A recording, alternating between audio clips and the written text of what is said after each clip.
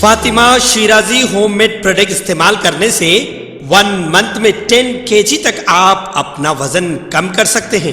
سب سے کم دام میں ویٹ لاس کا طریقہ ہمارے یہاں موجود ہے، وہ بھی no side effect, no diet, no exercise کے ساتھ۔ آج ہی کانٹیکٹ کریں Fatima Shirazi home made product سے اور اپنے آپ کو خوبصورت بنائیں۔ Fatima Shirazi home made product, golden heights colony, pillar number 213، Rajendra Nagar, Hyderabad, 8142877400۔ ایک شخص نے اپنے تھیلے میں 1,15,00,000 روپے کے امریکی ڈالر چھپائے، چنئی میں اسے گرفتار کر لیا گیا۔ شارجہ جانے والے ایک مسافر کو اس وقت گرفتار کیا گیا جب کسٹمز نے اس کے سامان میں چھپائے گئے 1,15,00,000 روپے مساوی امریکی ڈالر کا پتہ لگایا۔ ایک سرکاری ریلیز میں کہا گیا ہے کہ مسافر کو چنئی کسٹمز کے ایئر انٹیلیجنس یونٹ کے افسران نے روکا تھا، جو کہ directorate of revenue intelligence Bangalore کی طرف سے مشترکہ معلومات کی بنیاد پر تھا۔ اس کے چیک ان بیگیج کی جانچ پڑتال پر کنورٹیبل فارن کرنسی امریکی ڈالر 1,15,00,000 روپے کے مساوی طور پر چیک ان سامان میں چھپائی گئی برآمد ہوئی اور کسٹم ایکٹ 1962 کے دفعات کے تحت ضبط کر لی گئی اور مسافر کو گرفتار کر لیا گیا۔ تلنگانہ روڈ ٹرانسپورٹ کارپوریشن کی جانب سے ایک پریس ریلیز جاری کی گئی، جس میں کہا گیا ہے کہ نقل کردہ خطوط کے حوالے سے یہ مطلع کیا جاتا ہے کہ بس پاس سافٹ ویئر میں ضروری تبدیلیاں کی گئی ہیں تاکہ صحافیوں کے پاس جاری کیے جا سکیں، جو کہ 31 مارچ 2022 تک درست ہوں گے۔ پاس حاصل کرنے کا طریقہ کار ذیل میں دیا گیا ہے، جس میں بتایا گیا ہے کہ صحافی کو علاقے کے اندر کسی بھی بس پاس سینٹر سے رجوع کرنا ہوگا۔ حیدرآباد کے معاملے میں گریٹر حیدرآباد زون کے اندر کوئی بھی سینٹر وہ ایکریڈیشن کارڈ تیار کرے اور موجودہ صحافی شناختی کارڈ، جو کہ 31 دسمبر 2021 تک درست ہیں، بس پاس کاؤنٹر آپریٹر کے حوالے کرے۔ صحافی کو مطلوبہ سروس چارج ادا کرنے ہوں گے اور نیا شناختی کارڈ جمع کرنا ہوگا، جو 31 مارچ 2022 تک درست ہو۔ ریجنل مینیجر سے گزارش ہے کہ وہ اس کے مطابق صحافیوں کے پاس جاری کرنے کا بندوبست کرے۔ یہ بھی درخواست کی جاتی ہے کہ متعلقہ افراد کو ہدایت دیں کہ وہ آپریٹنگ عملے کو مذکورہ صحافیوں کے شناختی کارڈوں کا احترام کرنے کے لیے آگاہ کریں اور صحافی برادری یا میڈیا کی طرف سے تنقید کی کوئی گنجائش نہ دیں۔ میونسپل ایڈمنسٹریشن کے وزیر کے ٹی راما راؤ نے عہدیداروں سے کہا ہے کہ وہ ٹی ایس بائی پاس کو دیگر تمام ریاستوں کے لیے ایک مثالی پالیسی بنائیں۔ کے ٹی آر نے میونسپل ایڈمنسٹریشن ڈپارٹمنٹ کے ذریعے شروع کیے جانے والے پروجیکٹوں کاموں کی صورتحال پر ایک جائزہ میٹنگ کی۔ انہوں نے Telangana urban finance and infrastructure development corporation کے تحت بلدیات میں کیے گئے کاموں کی پیش رفت کے بارے میں دریافت کیا۔ کے ٹی راما راؤ نے کہا ہے کہ حکومت پٹنہ پرگتی پروگرام کے تحت بنیادی ڈھانچے کو بہتر بنانے اور میونسپالٹیوں کا چہرہ بدلنے کے لیے بڑے قدم اٹھا رہی۔ انہوں نے کہا کہ اس پروگرام کے تحت ترقیاتی کاموں کے لیے ماہانہ بنیادوں پر بلدیات کو خصوصی فنڈز فراہم کیے جا رہے ہیں۔ انہوں نے کہا کہ پٹنہ پرگتی پروگرام کے علاوہ حکومت نے Telangana urban finance and infrastructure development corporation قائم کیا ہے اور شہری اداروں میں بہتر انفراسٹرکچر بنانے کے لیے بجٹ مختص کیا ہے۔ عہدیداروں نے وزیر کو مطلع کیا کہ T S by pass portal میں مسائل تھے جنہیں جلد حل کیا گیا۔ انہوں نے سرکاری نمبر پیش کیے، یہ بتاتے ہوئے کہ شہری بڑے پیمانے پر پورٹل کا استعمال کر رہے۔ انہوں نے کے ٹی آر کو بتایا کہ پالیسیوں کی منظوری کا وقت اب کم ہو گیا ہے۔ کے ٹی آر نے MANUD کے عہدیداروں سے کہا کہ وہ اس بات کو یقینی بنائیں کہ شہریوں کو پورٹل میں مذکورہ تمام سہولیات حاصل ہوں۔ تلنگانہ ہائی کورٹ نے ریاستی حکومت کو حکم دیا کہ وہ نمائش منعقد کرنے یا نہ کرنے کے بارے میں قطعی فیصلہ کرے۔ یہ ہدایت اومیکرون کے تیزی سے پھیلنے کے جواب میں ہے، جو کہ کووڈ-19 وائرس کی ایک نئی شکل ہے۔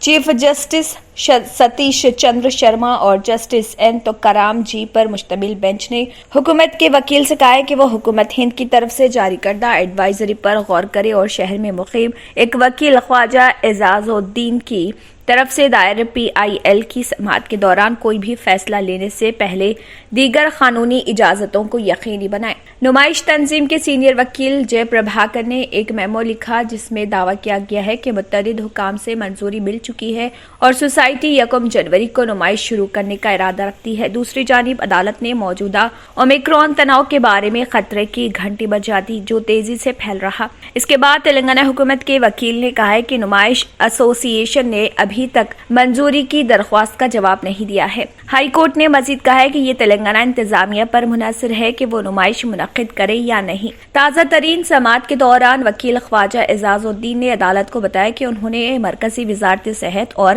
خاندانی بہبود کے سیکرٹری حکومت تلنگانہ کے چیف سیکرٹری، حیدرآباد کے ضلع کلکٹر اور ڈائریکٹر کے ساتھ درخواست دائر کی ہے۔ صحت عامہ اور خاندانی بہبود۔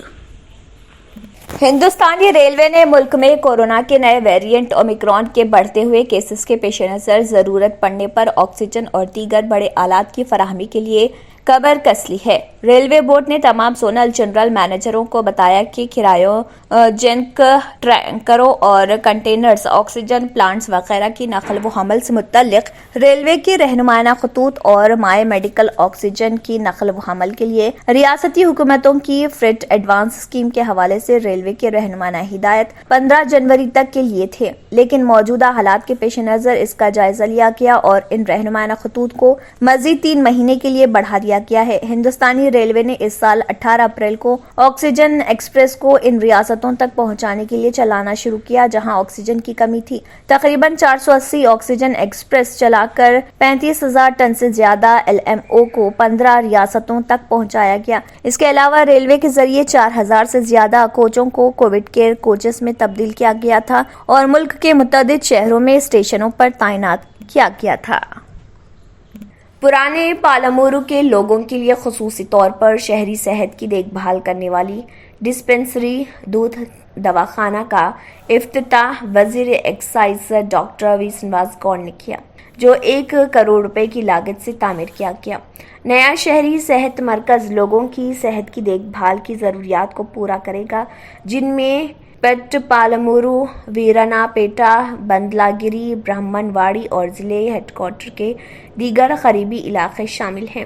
اس موقع پر بات کرتے ہوئے وزیر موصوف نے کہا ہے کہ ریاستی حکومت لوگوں کی صحت کی دیکھ بھال کو سب سے زیادہ ترجیح دے رہی اور ہر علاقے کی ضروریات کو پورا کرنے کے لیے تمام ضروری بنیادی ڈھانچہ تشکیل دے رہی۔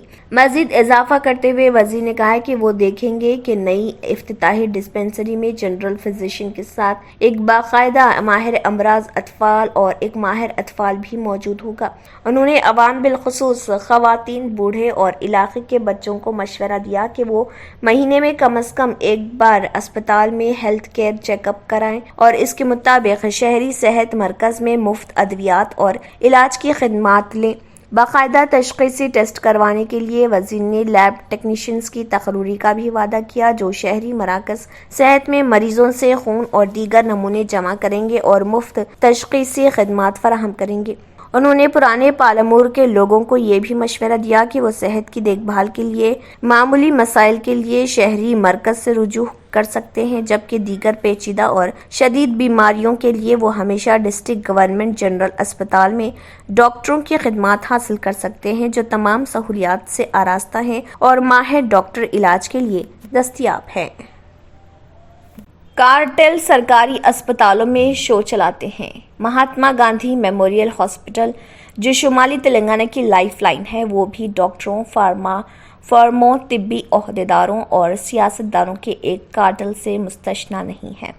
یہ واقعی ایک مہلک اور ناقابل تسخیر کامبو ہے۔ بھلے ہی بکا جڈسن جیسے سٹی بجانے والے ہسپتالوں کی گندگی کو صاف کرنے کے لیے اسٹیبلشمنٹ کے خلاف آواز بلند کر رہے تھے، لیکن یہ بیانوں میں رونا ہی رہا ہے۔ جڈسن، جنہوں نے حال ہی میں صحت عامہ اور خاندانی بہبود کے ڈائریکٹوریٹ میں ہونے والی مبینہ بے ضابطگیوں کی تحقیقات کے لیے CBI کا دروازہ کھٹکھٹایا، ورنگل سے تعلق رکھنے والے جوڈسن نے MGMH میں کروڑوں روپے کے میڈیکل گھوٹالے کی نشاندہی کی۔ हुकूमत के ज़र इंतज़ाम अस्पतालों में भी गरीबों के लिए सेहत की देखभाल एक शराब बन गई है, जबकि MGMH के हुकाम ने अद्वियात की मुफ्त फराहमी के लिए फंड्स का इस्तेमाल किया। Medical services and infrastructure development corporation मुख्तलिफ वजूहात का हवाला देते हुए हुकाम MGMH को तमाम अद्वियात की फराहमी को यकीनी नहीं बनाते हैं। इसका फ़ायदा उठाते हुए MGMH के एहलकार चंद फार्मास्यूटिकल कंपनियों से बराह रास्त अद्वियात के नाम पर खरीदते हैं। ये वो जगह है जहां मेडिकल माफिया बेनामी एजेंसियों के जरिए अद्वियात की सप्लाई करते हैं, जो कीमतों में इजाफे का हवाला देते हैं। इसको चलाने वाला कार्टेल हुक्काम फार्मा फर्मों, डॉक्टरों, फार्मासिस्ट और स्टोर कीपर्स वगैरह का इंतजाम करने के अलावा मुकामी सियासतदानों को भारी रकम अदा करता है। डॉक्टर वी चंद्रशेखर, जिन्होंने MGMH सुपरिटेंडेंट के तौर पर अपने दौर में स्कैम का नोटिस लिया था, उसने HMFW डिपार्टमेंट के प्रिंसिपल सेक्रेटरी सैयद अली मुर्तज़ा रिजवी से शिकायत दर्ज कराई थी। बाद में रिजवी, जिन्होंने एक इंक्वायरी कमेटी के जरिए बेज़ाब्तगियां पाई थी, director public health and family welfare doctor जी श्रीनिवास राव को ग्रेड 2 के फार्मासिस्ट प्रेम सागर, इंतजामी अफसर ई Madhusudan Rao, pharmacy supervisor AU Khan और ग्रेड 2 के फार्मासिस्ट का तबादला करने की हिदायत की। रिजवी के हुक्म के बावजूद कोई कार्रवाई नहीं हुई। इस पस मंजर में जुडिशन ने इस मामले को विजिलेंस कमिश्नर KR नंदन और रिजवी के नोटिस में लाया, जिसके बाद PHNFW के डायरेक्टर ने मधुसूदन राव को निजामाबाद और AU खान को आदिलाबाद मुंतकिल कर दिया, जहां शरद बाबू अपने ओहदे पर बरकरार हैं। प्रेम सागर को वरंगल के मजाफाती गांव गेसुकोंडा में तैनात किया गया था। जुडिशन ने कहा है कि सितम ज़रीफ़ी ये है कि हुक्काम ने डॉक्टर चंद्रशेखर को उनके सुपरिटेंडेंट के ओहदे से हटा दिया, जिन्होंने इंतजामिया में शफाफियत के लिए जद्दोजहद की थी। कांग्रेस की 137वीं यौम तासीस के मौके पर कांग्रेस पार्टी का झंडा उस वक्त नीचे गिर गया जब सदर सोनिया गांधी उसे लहरा रहे थे। खंबे से झंडा सीधे सोनिया गांधी के हाथों में गिर पड़ा। इस वाक़े पर सोनिया गांधी ने पार्टी हेडक्वार्टर के मुंतज़मीन पर नाराजगी जाहिर की। बादअज़ा कांग्रेस का एक कारकुन झंडे को सही तरीके से बांधने के लिए सीढ़ी का इस्तेमाल करते हुए खंबे पर चढ़ गया और झंडा लहराया गया। इस तकरीब में कांग्रेस के सीनियर लीडर राहुल गांधी, प्रियंका गांधी वाड्रा और मल्लिकार्जुन खड़गे इस जश्न में शामिल थे। इस वाक़े का वीडियो सोशल मीडिया पर वायरल हो गया। वीडियो में देखा जा सकता है कि सोनिया गांधी के साथ एक कारकुन ने झंडा लहराने वाली रस्सी को जोर से खींच डाला, जिस पर झंडा लहराने के बजाय नीचे गिर गया। ट्विटर पर फ्लैग हैशटैग के नाम से नेटिजन कई तरह के तबसरे कर रहे हैं। अगर आपने हमारे चैनल को अभी तक सब्सक्राइब नहीं किया है तो यहाँ पर रेड कलर का सब्सक्राइब बटन दिख रहा है, उसे क्लिक करें और हमारे चैनल को सब्सक्राइब कीजिए और साथ ही साथ बेल आइकन को भी क्लिक कीजिए, जिससे आपको ताज़ा अपडेट मिलती रहे।